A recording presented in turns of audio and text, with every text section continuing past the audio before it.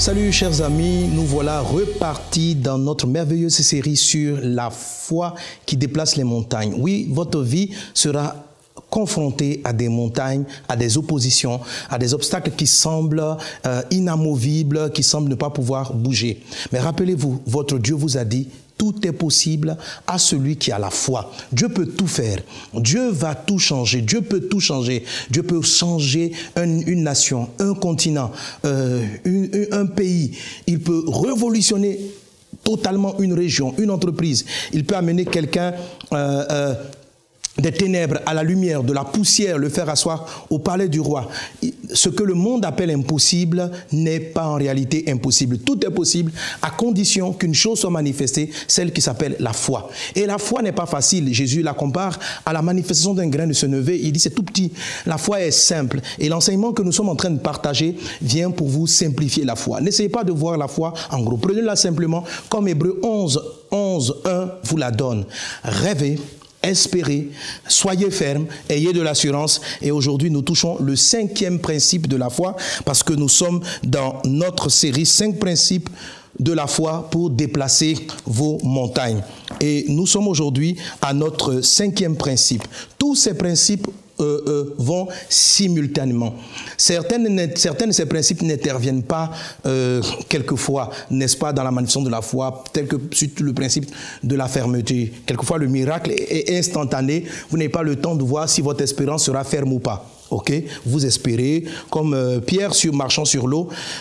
Si Jésus n'était pas loin, si Jésus était à proximité de la barque, on aurait dit que Pierre a fini par atteindre Jésus, n'est-ce pas? Il a marché une certaine distance. La distance avait une certaine longueur et c'est en cours de route qu'il a manqué de fermeté dans son rêve, dans son espérance, et ça lui a valu de s'enfoncer dans l'eau et Jésus l'en a fait sortir. Alors, le 5e ingrédient de la foi, lui, par contre, il est vraiment déterminant encore dans la manifestation de la foi. Nous avons étudié dernièrement l'assurance qui... Elle permet de ne pas paniquer, d'être beaucoup plus serein. Maintenant, on va passer à un aspect très important de la foi, qui est la démonstration. C'est le 5e principe. Hébreux donc dit ceci: la foi est la ferme assurance des choses qu'on espère, virgule, une démonstration de celles qu'on n'a pas vues. Amen. Une démonstration de celles qu'on n'a pas vues. Donc, les choses qu'on ne voit pas doivent être montrées dans le monde réel. Démontrer, ça signifie montrer une seconde fois, ça signifie prouver, ça signifie mettre en exergue, ça signifie simplifier la chose, démontrer quelque chose. On fait des démonstrations en ce qui concerne des problèmes mathématiques. On explique un théorème, on le rend visible, on le rend manifeste. C'est ce que signifie démontrer. Le principe de la démonstration est celui-là qui va amener votre miracle qui était dans l'invisible, qui était toujours du domaine de la pensée, qui était du domaine du rêve, du domaine de l'espérance. C'est la démonstration qui va amener le rêve à devenir réel dans le monde manifeste. Parce que n'oubliez pas, la foi, c'est le bras qui va aller chercher le miracle ou la promesse dans le monde invisible pour l'amener dans le visible. La 5e partie est celle-là justement qui contribue à rendre la chose manifeste sur la terre. Quelqu'un donne un bon amen avec moi parce que ton miracle est manifesté dans le nom de Jésus. Donc, démontrer ce qu'on n'a pas encore vu. Voilà de quoi il s'agit. Ok, ce que je suis en train de dire, quelqu'un prie pour un véhicule. Il a besoin d'une voiture pour mener une mission. Il prie, il rêve la voiture, il voit la voiture, il espère que la voiture arrive, il souhaite qu'elle vienne. Malgré le fait qu'il n'ait pas suffisamment d'argent et les problèmes qu'il y a, il continue de rêver, il continue de s'attendre à sa voiture. Donc, il a appliqué le rêve, l'espérance, la fermeté et il garde l'assurance. Même s'il y a du vent autour de lui, il sait que son Dieu est puissant. Même s'il y a des situations, il sait que Dieu est vivant. Il garde l'assurance parce qu'il prie, à savoir, Seigneur, est-ce que c'est ta volonté? Il prie et il a dans son cœur que le projet pour lequel il veut le véhicule est bon. Il a la paix dans le cœur que Dieu veut qu'il fasse, qu'il ait ce véhicule-là. Ok? Ça, c'est le côté assurance. Maintenant, ça, on est tout le temps dans la phase de la prière. Il faut maintenant passer à la 5e étape, la phase de la démonstration.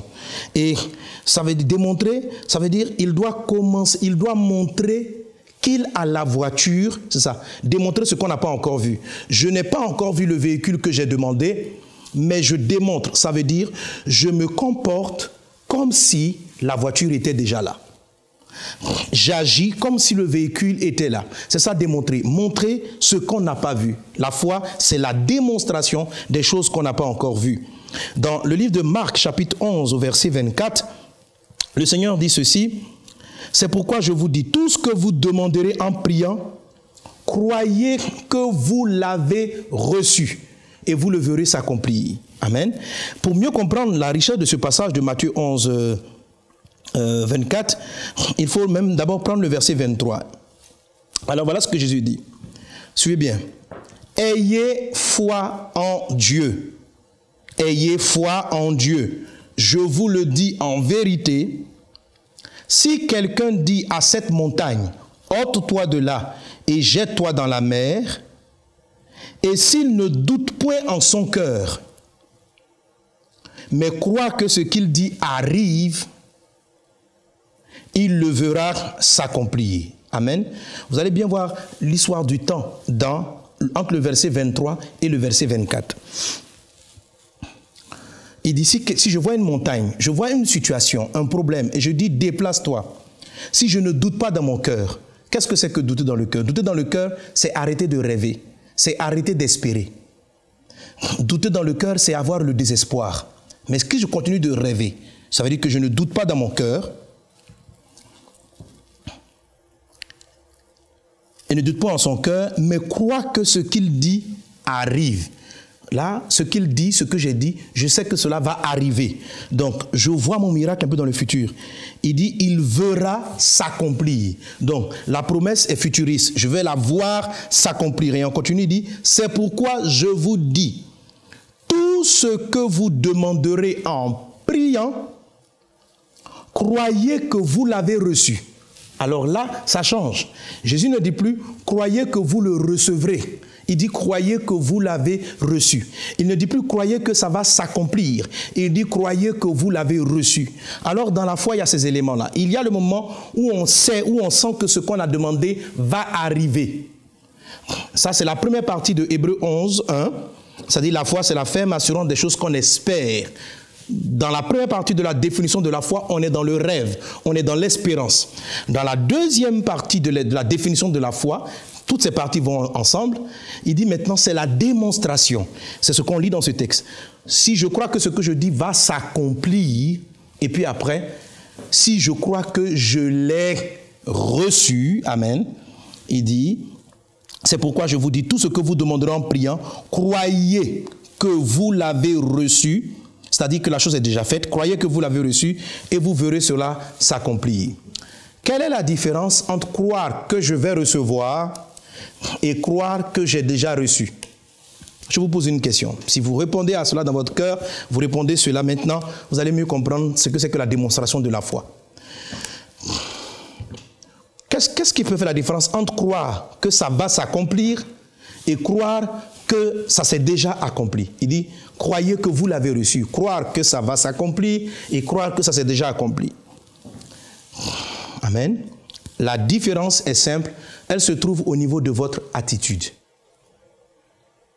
Celui qui a déjà reçu ce qu'il demande se comporte, celui qui a déjà reçu, j'attends une voiture. Si la voiture arrive, qu'est-ce que je vais faire? Je vais changer ma façon d'être. Amen. Donc, pour que la foi fonctionne, il y a le temps où vous rêvez et il y a le moment où vous commencez à vous comporter comme si ce que vous avez demandé est arrivé. Amen. Comme si vous l'avez reçu. Toutes ces choses-là sont juste dans les pensées. Mais à un moment donné, vous devez avoir l'attitude comme si la chose était déjà faite. Et c'est ce que nous allons voir au travers de la parole de Dieu, comment développer cela. Alors, croire que ce que j'ai demandé est déjà arrivé. Qu'est-ce que cela peut changer dans mon attitude? Amen, amen, amen. La première des choses que ça va changer, c'est mon comportement. C'est ma façon d'être, c'est ma façon de me comporter. C'est une des choses que ça va changer. Une autre chose que ça changera dans ma vie, c'est mon langage. La démonstration vous amène à changer votre manière de parler. Amen. N'oubliez pas, on démontre une chose qui n'est pas encore là. Il dit, démontrez ce que vous n'avez pas encore vu. La foi, c'est la démonstration de ce qu'on n'a pas encore vu. Il dit, si vous croyez que vous l'avez reçu, alors si j'ai reçu, je dois me comporter comme si la chose était là. Et qu'est-ce qui va changer dans ma vie? C'est mon attitude, c'est mon comportement. Amen. Amen.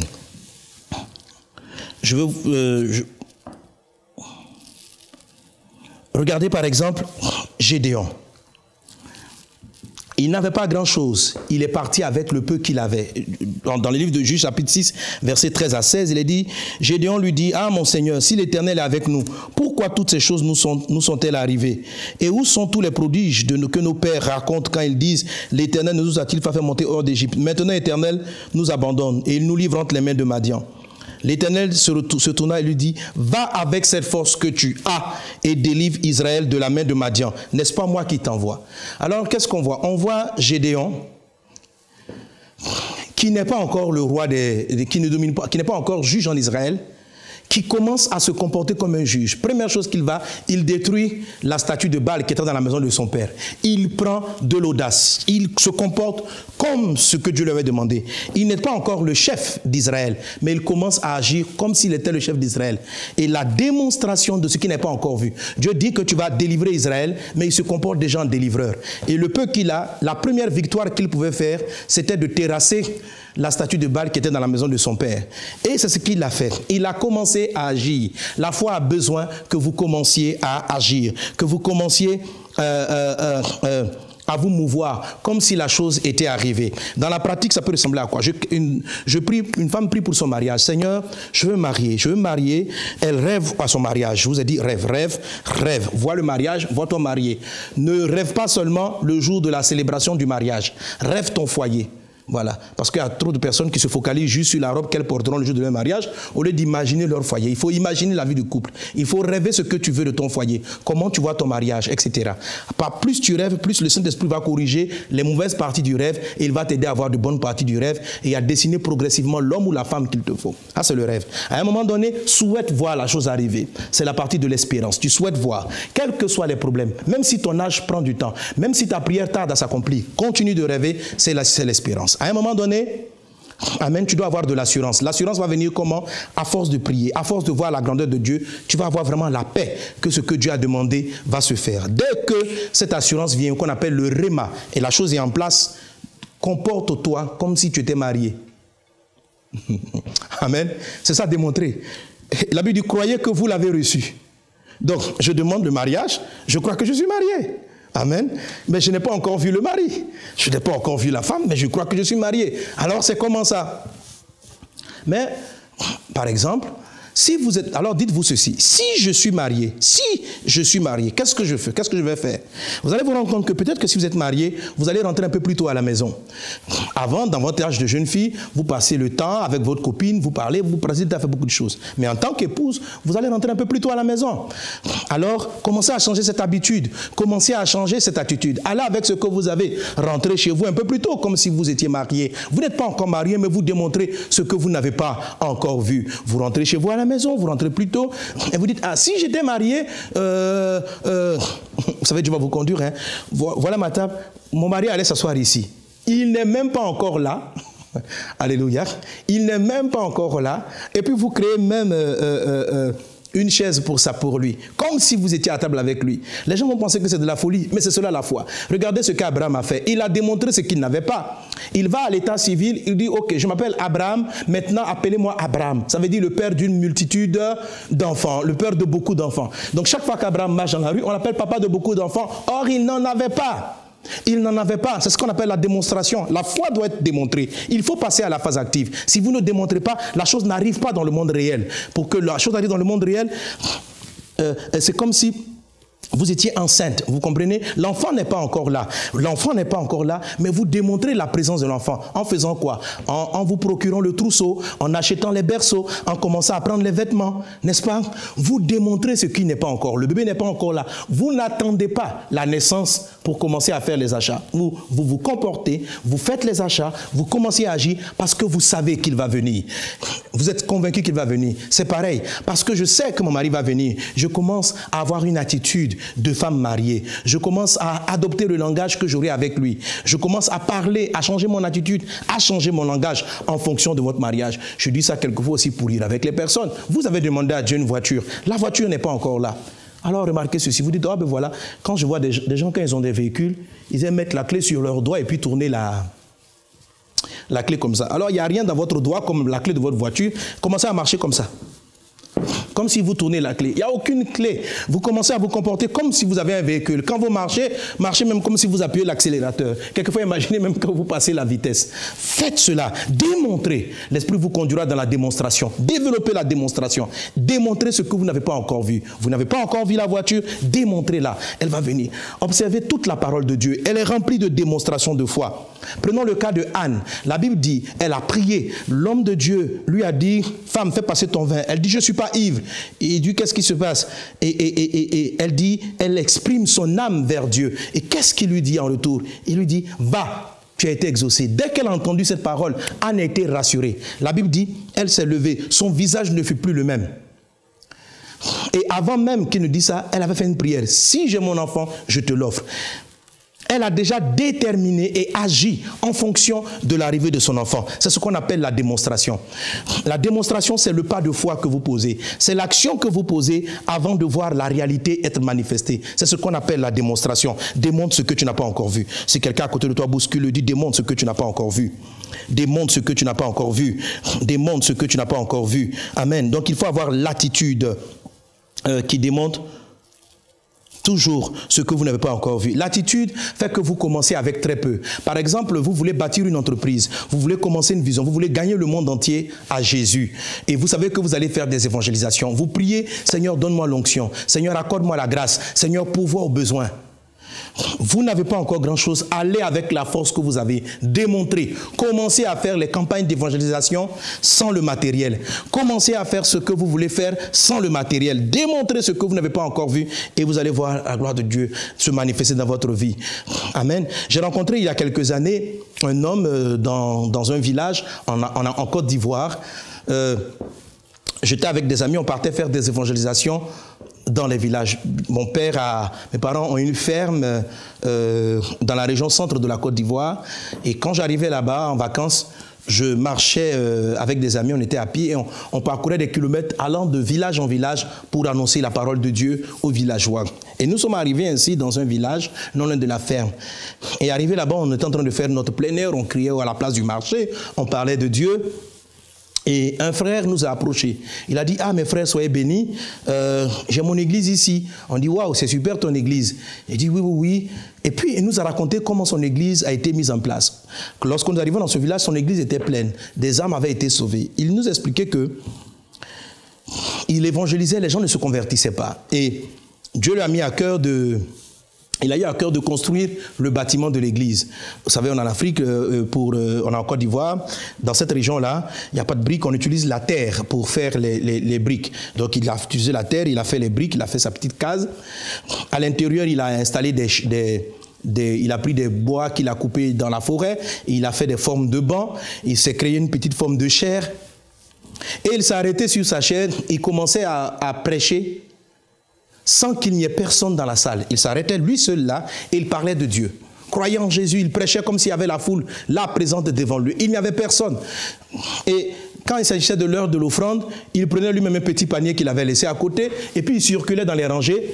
Lui-même, il prend sa propre pièce d'argent, il met dans son panier, il vient, rendons grâce à Dieu pour les offrandes. Lui seul lui rend grâce à Dieu. Les villageois le regardaient. On dit, monsieur, il a perdu la tête. Non, il était en train de démontrer. Il avait vu dans son esprit une église pleine. Et il a commencé à se comporter comme si l'église l'était déjà, comme s'il y avait du monde dans l'église. Et c'est ce qui a amené cela à la manifestation. La foi, à un moment donné, elle vous pousse à démontrer. Vous devez passer par la démonstration. La foi, c'est 5 principes. Vous devez appliquer les 5 principes. Démontrer, agissez comme si la chose était là, quand bien même elle ne l'est pas. Amen. C'est la démonstration de ce qu'on n'a pas encore vu. Alors, commencez avec ce que vous avez. Commencez avec les moyens que Dieu met à votre disposition. Une autre chose qui est très importante dans la foi, c'est la parole. Amen, c'est la parole. La démonstration de la foi, c'est la façon dont aussi vous vous adressez. C'est la façon dont vous parlez. Alléluia. Commencez à appeler les choses qui ne sont pas comme si elles étaient. Changez le nom. Tout à l'heure, on a donné l'exemple d'Abraham. Dans la phase de la démonstration, son nom a été changé. Commencez à vous appeler du nom de la victoire. Commencez à appeler les choses comme si les choses étaient déjà là. Afin que Dieu soit glorifié. La parole crée. La parole est très importante. La Bible dit dans le livre de Jean chapitre 1 que tout ce qui existe a été créé par la parole. Au commencement était Dieu. Amen. La parole était avec Dieu, la parole était Dieu. Tout ce qui existe a été fait par la parole. La démonstration, c'est parler, utiliser le langage qu'il faut. Parler comme si la chose était là. N'utilisez plus le langage du doute, comme si la chose n'était pas en place. Il faut savoir parler ainsi. Regardez en Jean chapitre 9, versets 1 à 3. Il est dit, Jésus vient en passant un aveugle de naissance. Ses disciples lui firent cette question. Rabbi, qui a péché, cet homme ou ses parents pour qu'il soit né aveugle? Jésus répondit, ce n'est pas que lui ou ses parents aient péché, mais c'est afin que les œuvres de Dieu soient manifestées en lui. Je reviendrai tout à l'heure sur l'explication de ce passage. On prend encore un autre texte en Jean chapitre 11, versets 11 à 14. Il est dit, après ces paroles, il leur dit, Lazare, notre ami, dort, mais je vais le réveiller. Les disciples lui disent, Seigneur, s'il dort, il sera guéri. Jésus avait parlé de sa mort, mais il crut qu'il parlait de l'assoupissement du sommeil. Alors Jésus leur dit ouvertement, Lazare est mort. Chers amis, dans l'étape, dans le principe de la démonstration, le langage est très important. Parce que la chose n'existe pas, tout est créé par la parole. Il faut que vous donniez, vous appeliez les choses avec les termes et les mots qui conviennent à ce que vous attendez. Donc, changez de nom, appelez les choses autrement, selon les choses qui vont vous avantager. C'est très important dans la démonstration de la foi. Vous priez Dieu, vous attendez Dieu pour la guérison d'un mal que la science dit incurable. Prenons l'exemple du cancer. Vous rêvez que vous êtes en bonne santé, vous espérez la bonne santé, votre foi ne bouge pas, vous respectez les 4 premiers principes, ok? Il faut que vous utilisiez le nom qui va faciliter la manifestation de votre miracle. Vous savez, par exemple, si vous souffrez de la grippe, vous n'aurez pas paniqué. Hein? Ce que je vais dire, j'aurais pu l'utiliser dans le principe de l'assurance. C'est un des éléments de l'assurance aussi, mais il fait partie de la démonstration aussi. Si on dit, oh, vous avez la grippe, vous dites, oh, je fais une petite grippe ou une méchante grippe. Mais ce n'est pas dramatique. Mais si on parle d'un cancer, vous savez, le mot cancer, même simplement, vous paralyse. Donc, commencez à ne plus appeler le problème des choses qui vous épuisent. Hein? Par exemple, si vous êtes célibataire, vous voulez vous marier, utilisez un autre mot, parce que le mot célibataire, ça fait seul. Voilà. Quand on dit par exemple à l'église, qui est célibataire? Ne vous sentez pas célibataire. Commencez à vous sentir bientôt marié, par exemple. Trouvez le mot qui sied. Donnez un mot, donnez un nom, changez le nom des choses, utilisez un nom qui montre que la chose est sur le point d'arriver. Utilisez un nom qui montre que la chose est plus près d'arriver. Changez le nom des choses, comme Dieu l'a fait pour Abraham. Démontrez cela. C'est ce que Jésus va faire ici. Il avait l'intention de ressusciter Lazare. Il avait l'intention d'apporter la guérison à Lazare.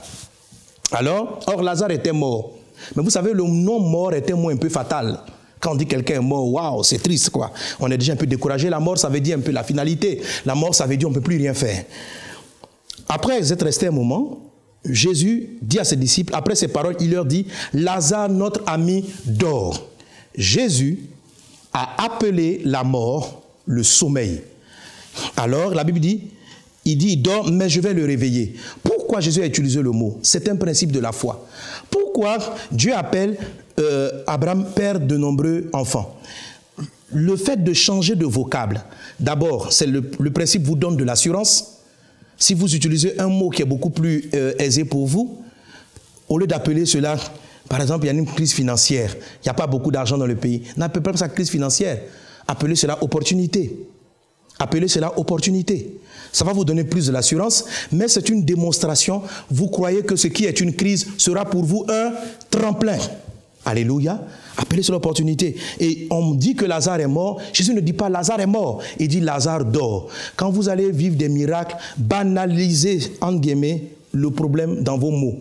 Utilisez des mots, utilisez des verbes, utilisez des adjectifs qui rapetissent le problème, qui le rendent plus acceptable pour votre âme, pour votre conscience. En utilisant ces termes, vous aurez beaucoup plus d'assurance, mais en les utilisant aussi, vous créez la chose afin qu'elle soit là. Alors Jésus dit, Lazare dort, mais je vais le réveiller. Les disciples disent, s'il dort, il sera guéri. Parce que lorsqu'on dort, on peut se relever. Et Jésus va le dire, Jésus parlait de sa mort, mais qu'il parlait de l'assoupissement du sommeil. Alors Jésus leur dit ouvertement, Lazare est mort. Donc Jésus savait très bien que Lazare était mort, mais il a utilisé volontairement un mot, amen, qui a favorisé le miracle et la manifestation de l'impossible. Alléluia. Et cela est récurrent dans la parole de Dieu. Amen. Deuxième chose, dans le langage, utilisez, changez de nom, mais utilisez aussi par rapport à des situations que vous vivez, par exemple par rapport aux crises financières, si dans le pays il y a une crise, il y a une maladie, il y a un drame qui frappe tout le monde, faites attention à la façon dont vous qualifiez les problèmes. Utilisez un mot, tout ça c'est la démonstration, qui donne de ce problème, qui présente ce problème comme étant une opportunité. J'ai appris ceci, je ne sais pas si c'est vrai, mais j'ai appris ceci, il faut que je demande à des amis chinois, que le mot utilisé en chinois pour parler de crise ou de conflit, le même mot qui est traduit par opportunité en chinois. C'est le même mot qui est traduit par opportunité. Donc, lorsque par exemple on décrit l'Afrique, où on dit la guerre, la crise, tous les problèmes, lorsque eux ils font leur journal, les informations, le mot qu'ils utilisent c'est le mot opportunité. Aujourd'hui, pendant que par exemple l'Afrique, l'Occident a commencé à fuir, on a peur des maladies, les Chinois arrivent en force et ils ont pris les marchés, ils deviennent de plus en plus riches. Peut-être parce qu'ils entendent dans leurs oreilles, au lieu d'entendre crise et problème, ils entendent opportunité. Tout le monde n'est pas mort dans ces endroits. Il y a des personnes qui prospèrent. Et aujourd'hui, l'Afrique est en train de s'en sortir. Mais les mots qu'on utilise créent la peur. Il y a des mots qui vous effraient. Il y a des mots qui vous donnent le courage d'aller de l'avant. Donc, utilisez ces termes-là. Jésus vit en passant un aveugle de naissance. Ses disciples lui disent, Rabbi, qui a péché cet homme ou ses parents pour qu'il soit né aveugle? Jésus répondit, ce n'est pas que lui ou ses parents aient péché, mais c'est afin que les œuvres de Dieu soient manifestées. Donc il y a eu un problème, mais Jésus a vu ce problème comme étant une opportunité pour les œuvres de Dieu de se manifester. La troisième et dernière chose qu'il faut faire, après utiliser cela, c'est changer votre humeur. La Bible dit, réjouissez-vous en espérance. Ça, c'est ce que Anne a fait. Elle n'avait pas encore l'enfant, mais elle a commencé à danser. La Bible dit, réjouissez-vous en espérance. Tu n'as pas encore eu ton examen, mais déjà tu commences à danser dans le présent comme si l'examen était là. Démontrer ce qu'on n'a pas encore vu, c'est commencer à sourire avant même que le miracle ne s'accomplisse. C'est commencer dans la joie. Dis-moi, en fait, démontrer, c'est si simple.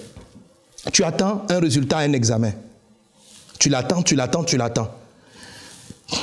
Faire comme si l'examen avait fonctionné, c'est s'imaginer, si l'examen marche, comment je vais me comporter? Et tu te rends compte que si l'examen fonctionne, tu vas danser, tu vas sauter. Ok? Donc, l'examen n'est pas encore arrivé, tu n'as pas encore eu le résultat, mais tu commences, tu démontres ce que tu n'as pas encore vu. Tu danses avant de voir la suite.